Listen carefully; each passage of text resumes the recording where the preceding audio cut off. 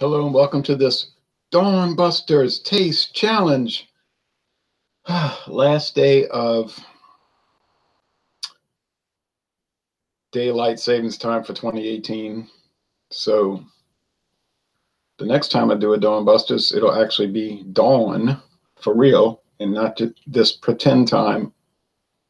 But this is actually 5:11 a.m. in real time. But you know, that's what people want, pretend living. I heard somebody on the radio complaining, oh, they're getting rid of daylight savings time. I'm so angry.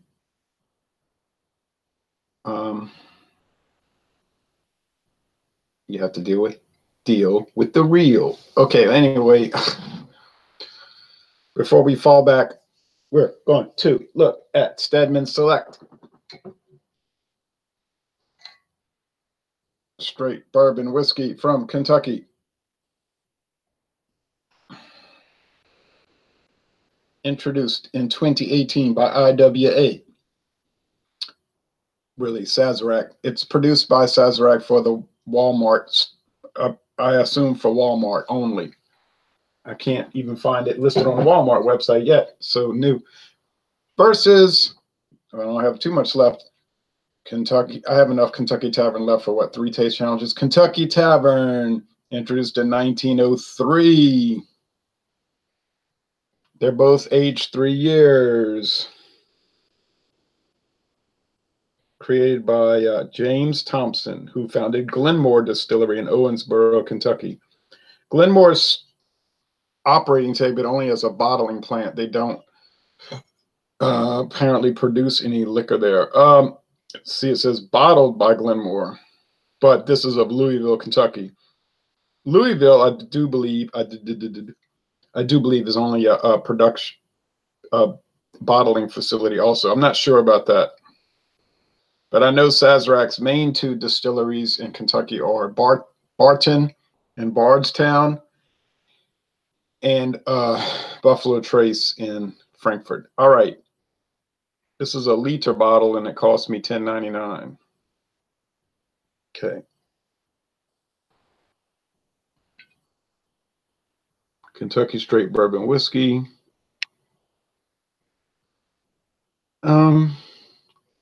I think the difference is going to be apparent in the sense that this one is not sour mash and the Stedman Select is sour mash. But it may not be a huge difference. Some people claim that sour mash is not as big of a deal as others claim. It's a process, or in Canada, a process for, I guess you could say, expediting the production of bourbon.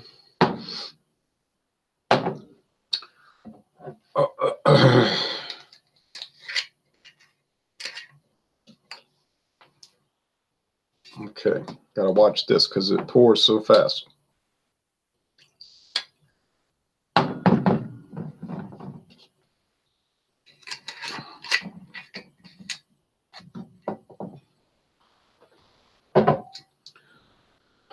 So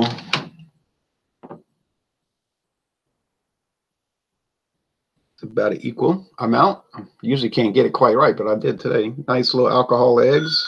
What do you expect? That's what I call the Facebook page, alcohol, the Facebook group, alcohol eggs from the drips. They're both gold, amber gold, so they're not light. Looks like bourbon. Now, they used to call this the red whiskey, that red whiskey, but it's really not red. Then the name bourbon came along. There's different stories about why. You'll never find out why, really. Some people say it's because of Bourbon County, Kentucky, or the Bourbon Kings of France, because around the time they started using the term bourbon whiskey was when you had Bourbon Kings in France on the throne. Louis the 18th, Charles the 10th, or Bourbon Street, New Orleans, who knows? It doesn't really matter. There is a French connection,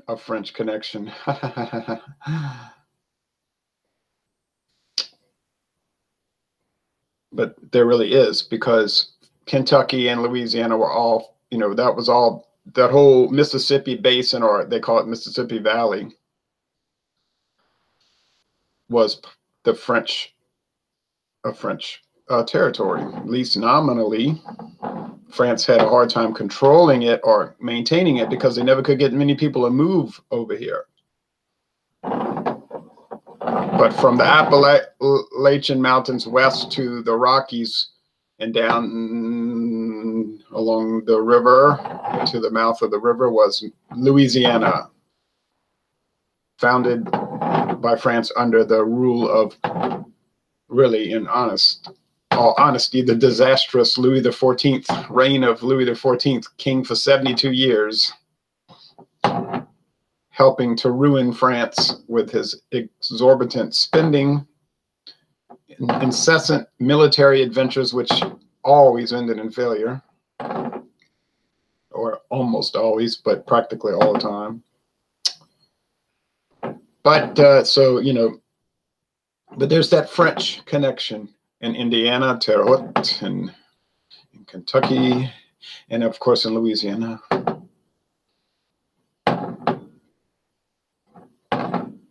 All right.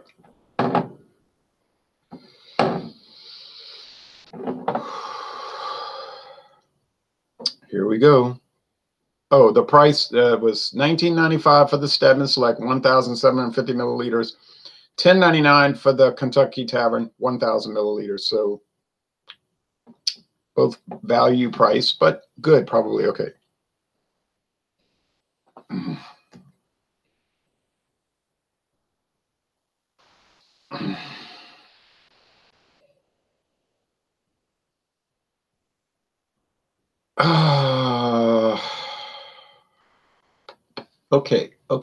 Okay. Nice, pleasant sourdough bread, some lighter charred wood, mild and very mild, alcohol and some vanilla, and the flavor generally associated with whiskey, and I think we know what that is. So mild. I mean, if you're looking for bold, strong, vibrant, punchy, no. Very mild. This could be this could work for someone who wants a mild bourbon. Okay. At least on the aroma. Now you see the taste could be a different story. Even milder here, but a little more alcohol pickup, and it's a little bland in the nose. That one is richer and sweeter and more complex. They're both 3-year age, a year over the minimum, actually. The minimum is 2 years for straight bourbon, 2 years. You say, well, that's not too strict of a requirement. It's strict in the sense that it must be at least 2 years, but it's pretty lenient in that it only has to be 2 years. For straight bourbon, just to be bourbon, just bourbon. See, people don't understand. There's a difference between bourbon and straight bourbon. To simply be bourbon, there's a 1-year minimum. Oh, man. Can you imagine how light that's going to look? I was wondering why that Redemption Rye looks so light. And it says on the bottle, aged at least 1 year. Yeah. And it doesn't say straight bourbon. It says bourbon. All right, these are straight bourbons at least. And then you got the blended bourbon. That's a whole different ball game there. And, okay, so they both smell good, but I believe sometimes I forget to take another breath. I believe this one's a little richer, which is making me think, and I don't know, but I think that this one in my left hand could be to your right, is the KT, Kentucky Tavern. Well, let's go with the taste. Tomorrow I might not do a Dawn Busters. I have to see. I might double up today and skip tomorrow and then come back on Tuesday with Dawn Busters. I want to see how this one works out. If I can get it done before the bottom of the hour without rushing, I'll do the Dawn Busters tomorrow.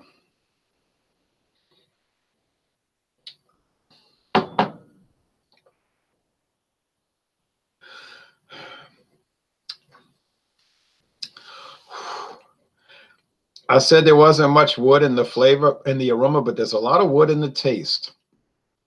And it's not so much char, it's just wood, a woody wood taste.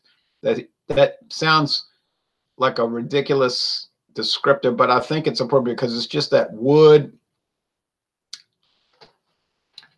ROK, do you ever get tired from boozing so early? Do you mean, do I get sleepy from it or do I get tired of it? Well, I'm not boozing anyway. I'm just tasting. No, I don't get tired from it. And I don't really get tired of it. Other people might get tired of looking at it. I can't blame them for that. But I don't get tired of it. Sleepy. No, I don't. I don't get sleepy.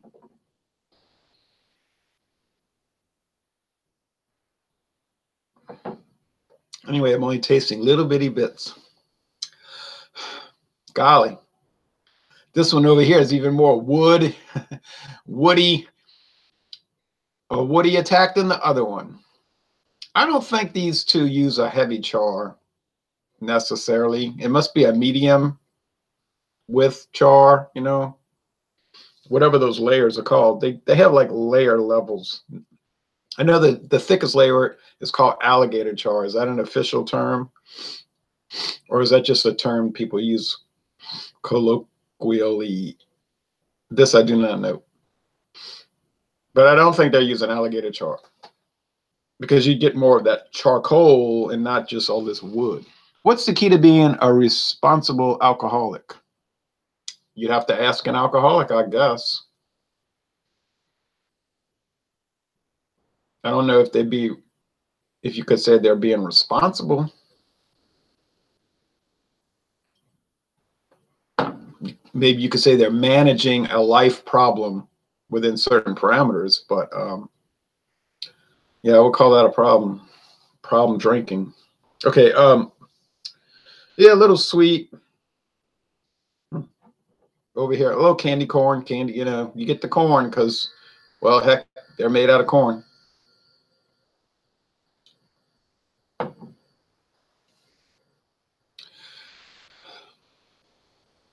Okay, so what we have here are two very comparable products. And I don't think the sour mash is really making a difference here because a lot of people will say that it's not a flavor thing. It's just a production thing, okay? It's like I said early on, it's for expeditions to expedite the process. And whether you choose to do that or not, it doesn't matter. Okay, so as far as quality, nah, they're the same. They're both made by Sazerac Buffalo Trace at one of those distilleries. Well, I think the Kentucky Tavern is made of Buffalo. Oh, I know it's made of Buffalo Trace because on their website. What am I talking about? They'll show the list. Okay, so the Stedman's not quite sure. It doesn't matter. Same people running it, basically. Same quality approach. It's kind of like a fielder's choice. So you could throw to home, throw to first. You decide. It ain't going to make a difference either way. It's just how you want to approach it. It's how you manage the game, I guess. So if you want to get the big, huge bottle for $19.99, go ahead. If you want the 1 liter for $10.99, go ahead. Either way, you're not losing out. It's a tie. It's a tie. That's it. So I don't have a lot of viewers that discuss Kentucky Tavern, honestly. I've had more of them ask me about Kentucky Deluxe blended whiskey, which I did not like, or Kentucky Dale, another blended whiskey from Sazerac. Kentucky Deluxe is from Heaven Hill. Neither one I didn't like. There is a Kentucky Deluxe straight bourbon, though, so that one might be pretty good. I just have never seen it. Saw Kentucky Dale yesterday, though. Didn't buy it. They had it at the gas station, Circle K. On the shelf, you know. It's got all their bottles on the shelf, you know, like bags of chips. Hawaiian Punch. All right, so now which is which? Oh. Hold on a second. Just kidding, my friend. Love your stuff. Keep it up. Jornak says, key to that is not to drink when feeling down. Oh, yeah. A lot of people do that, don't they? They get depressed and upset about something, and that's when they'll drink. Real problem. Now, of course, like anyone else, I'll get down about things, down in the dumps, or get upset. But I'm not one that runs to the bottle when I get upset. I mean, yeah, I do the taste challenges and the steady drinking project since 1996, but it's not based on that. So when I get down in the dumps or upset, I might just yell or say inappropriate things or oh, whatever, you know, other things that maybe aren't so good. But no, I don't run to drinking. I don't run to have a drink. That never seems to change either or. You know, just it's kind of like a steady pattern there. But I mean, yeah, but a lot of people do that. Or even worse, they resort to medicine, you know, drugs, pills, and other things. Well, that's really bad. I've gotten into arguments with people, usually on Facebook, because that's where people like to argue. And then get upset. It's like, well, you flamed my post. I didn't really care. I was talking about marijuana and alcohol, and some guy comes on there, and he was mad at me, and I didn't care. In fact, it was making me laugh because when I was talking to him personally, I never could get him to understand, though. He just jumped on the post and was talking about, well, alcohol and marijuana is the same. So what are you talking about? And I never could get him to understand that they're not the same. That'd be like saying, well, an F-150 and a Chevy Cruze is the same. Why would you say a Chevy Cruze and an F-150 is the same? Well, they're both vehicles. Yeah, but they're not the same type of vehicle.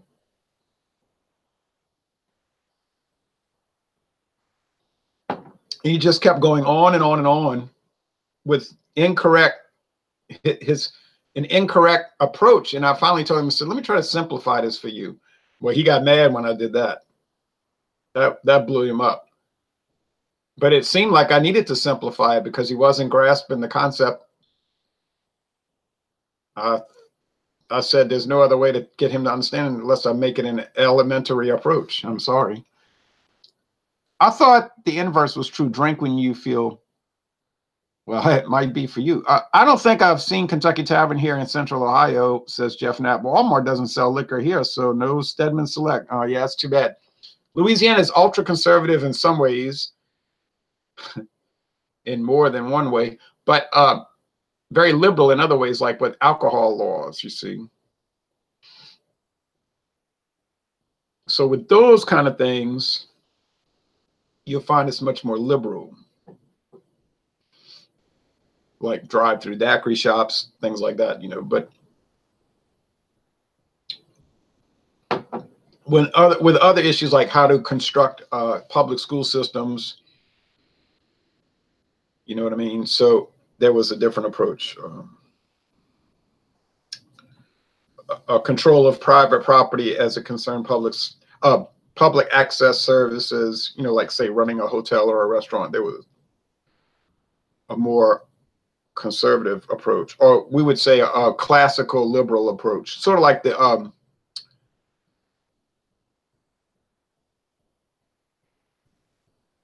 early free market liberal approach. But anyway, we don't want to get into all that. So I can't tell. I don't think I can tell these apart. Let me see. I gotta be careful not to what's the term I'm looking for? Not glimpse to I got glance at the label. Sometimes you can see through the label and see the reverse. I think it's too close to call. There's no purpose just guessing because it's a 50-50 shot anyway, right? Even if I was wrong, I could get it right. Just it's like flipping a coin. You got a 50% chance. That it's always best, I think, not to just take a shot and say, oh, look, I did it. Well, you didn't really do it. It's a 50-50 shot. That doesn't prove anything. So I'm going to say I can't tell them apart, although I do think this is Kentucky Tavern probably, but I can't really tell them apart. I'm not going to make an official guess. I would say that if you want a standard but nice and in no way offensive straight bourbon whiskey for a cheap price, you can get Kentucky Tavern or Stedman Select, assuming you could find those two, and you'd be very happy. I do believe that. Or if not very happy, at least satisfied. So let's see, Kentucky Tavern. It is. So I did guess right, but like I said, it's not an official guess, you know, so it's not going to be put in the International Star Registry official guess book that you can buy. Okay. Don't confuse drive-through bottle shops with being liberal.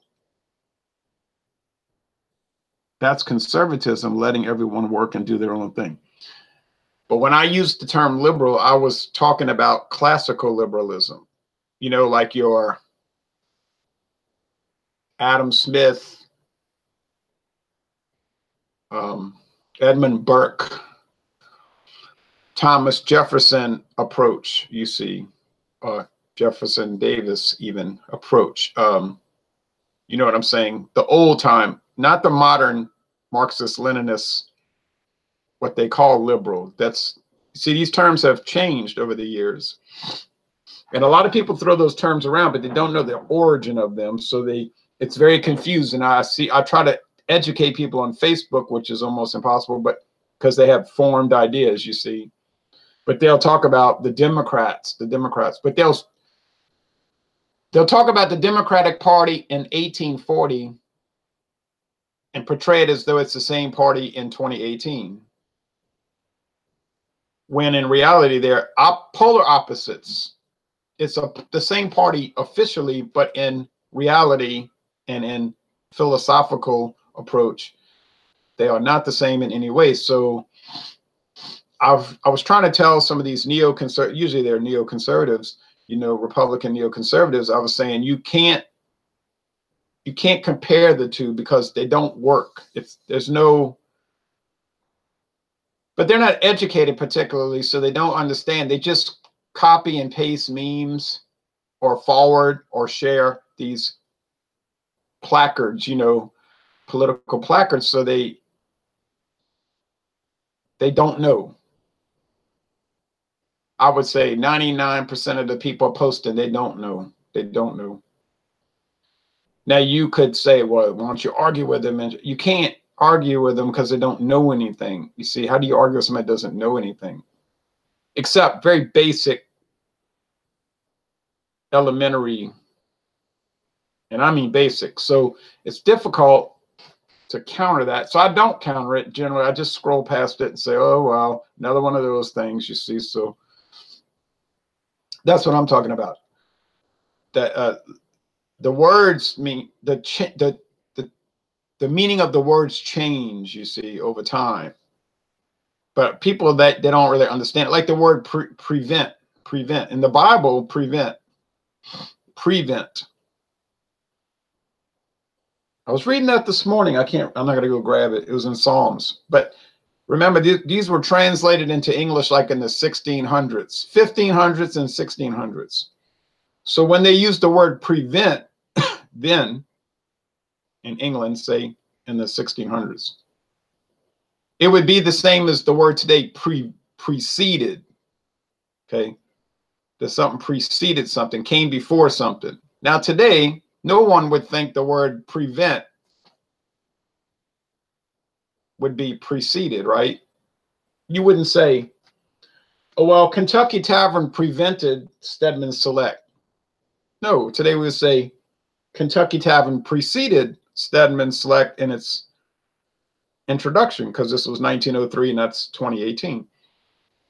But if you'd have said prevent in 1730, people would have understood it as what came before. So this is what I'm talking about. So the Democratic Party, well, let's see, we have a run-on sentence here. So the Democratic Party, the party that supported slavery.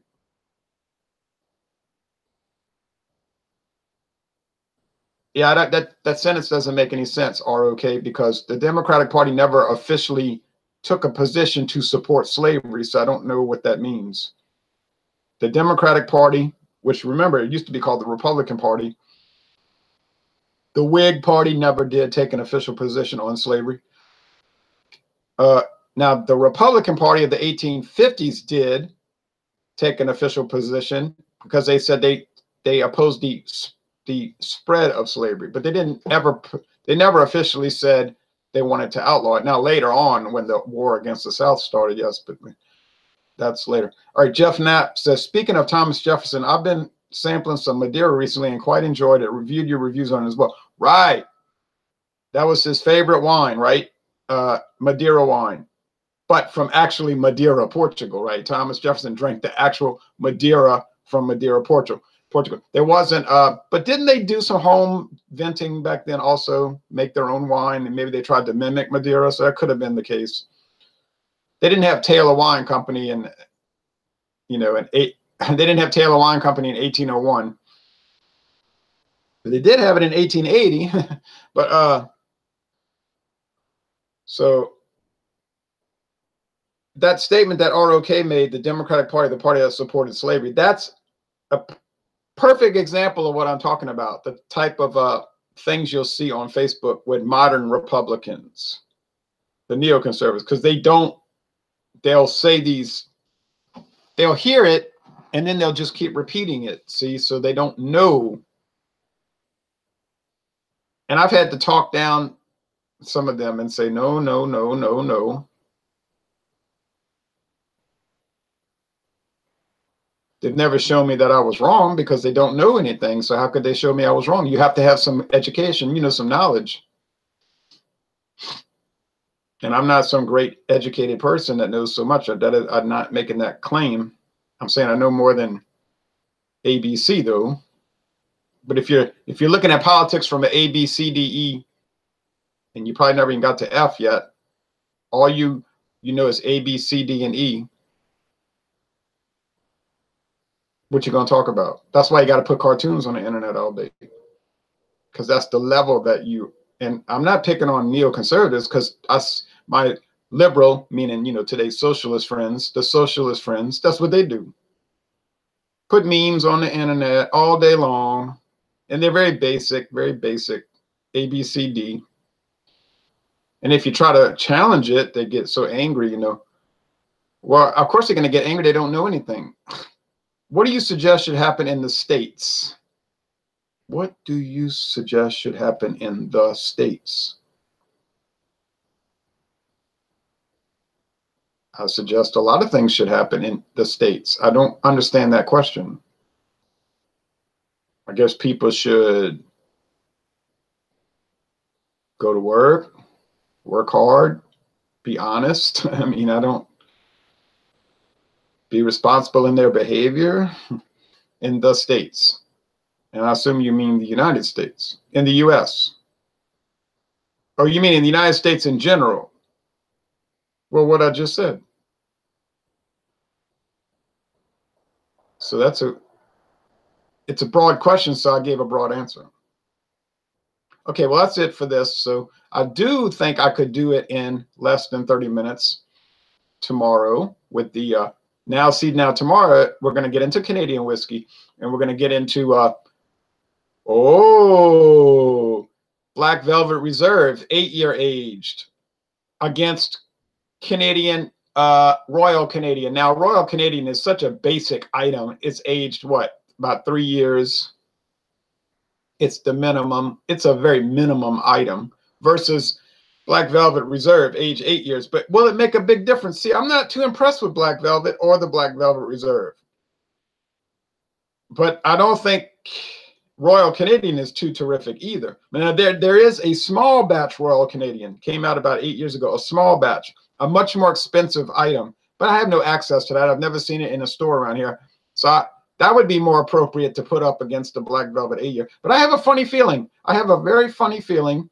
A feeling down inside, oh yeah, that the Royal Canadian just might give Black Velvet Reserve a run for its money. And I may have a hard time differentiating them, a much harder time than I had first believed I would have. So I think I could change my mind later today, but there's a lot of football on, and I'm probably not going to want to get away from that to do this. but there's really no football games on at this time of the morning, unless it's NFL in London, which I generally don't watch. Yes, I think that could be a somewhat surprising taste challenge. Royal Canadian, been around since 1934, versus Black Velvet Reserve, which has been on the market since 1991. What about government? Trump, is he bad? Why or why not? Is Trump bad? I wouldn't say he's bad. He's unusual.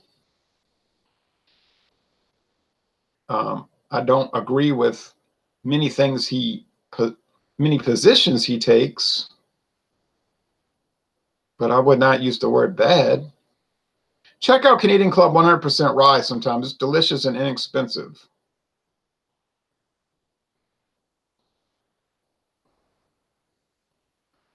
I've seen it around, Jeff. I have seen Canadian Club 100% rye in the green label, and I would be open-minded to try that. Yes, I would like to try it, but it's a situation of limited time. It's not really a money issue with me. I could buy all these things, but what's the point of buying all these things and having a house that looks like a liquor store when you can't get around to drinking them, you see? So if you're not going to, there's no purpose in buying it now if I can't get to it and drink it, you see? So, but it is on the to-try list. But of course, so many things are on the list. I know in reality, I'll never get to them all, but it would be nice. Yes. I am saying I'm going to buy it, at least in theory. Trump versus Trudeau, says ROK. Oh, well, obviously I would not vote for Trudeau under any circumstance, including a threat of violence. So someone said, if you don't vote for Trudeau, I'll shoot you. Well, you see, that would be an invalid vote anyway. If you're being forced to vote under threat of violence, then the vote would be a fraudulent vote. It would be an illegitimate vote. It would be a vote under duress. It would have no validity. It would be yeah. All right. It would be annulled. Should be annulled. I would never vote for him, of course.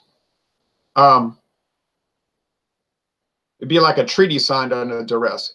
If you sign an international treaty under duress, it's not a true treaty. You see, a treaty is when two countries come together voluntarily and sign an agreement. A contract is what it is. That's why Germany argued that the Treaty of Versailles was invalid, because they signed it under duress. So later on, they signed it because they said, well, if we don't sign it, you're going to attack us. And we have no ability to resist at this time. So the president of Germany talked to his advisors, subordinates, and the military told him, we can't mount a viable defense. Now, some of the more hot-headed commanders said, let's fight to the death. We just fight house to house, street to street, house to house, to the last man standing, and we can't dishonor the country by signing this treaty. But he said, no. He went with the more moderate voices in 1934. 1919. He said, we have to sign it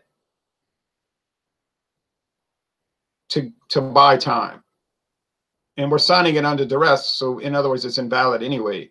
We have to protect the citizens of Germany, from attack. It's not fair to them.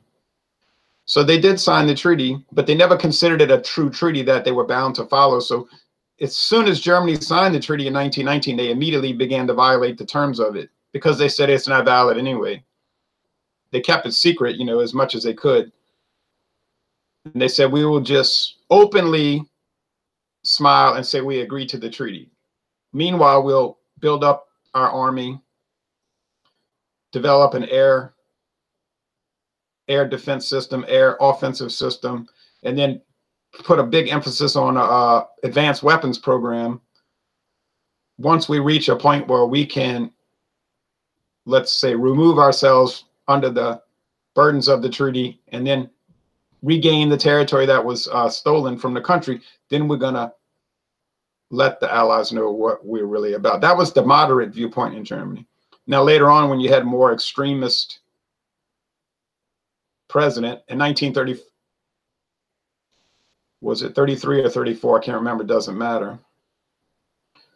Then that president of Germany said, we openly renounced the treaty because it's a violation of the agreement to surrender. They didn't use the term surrender, to call off the war.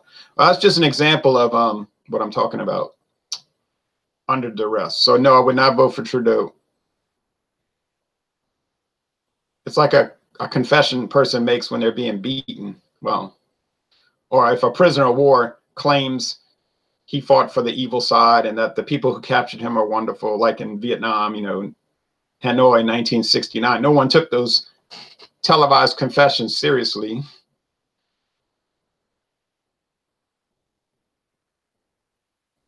Go LSU, have a great day. Right. So let's get off of this. It's very nice commiserating in the morning, talking about political theories, which are fun. And I agree, I'm easily baited into talking about that because it's an interest area. Most people probably not interested in that.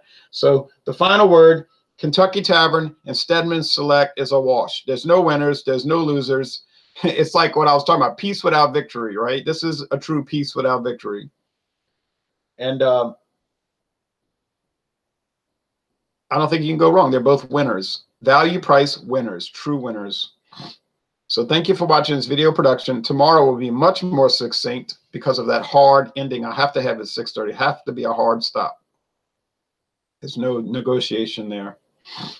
So unless I change my mind and do it later today, which is highly unlikely. All right, thanks for watching this video production. Blah, blah, blah. Peace without victory. Go LSU, good luck. Well, there won't be any ties in college football. We know that. So it has to be a victory, even with their contrived overtime, which I hate. All right. Good luck, LSU. Yes, we hope LSU wins, even though my money is, well, I didn't bet, but I don't see that happening, but let's see what happens.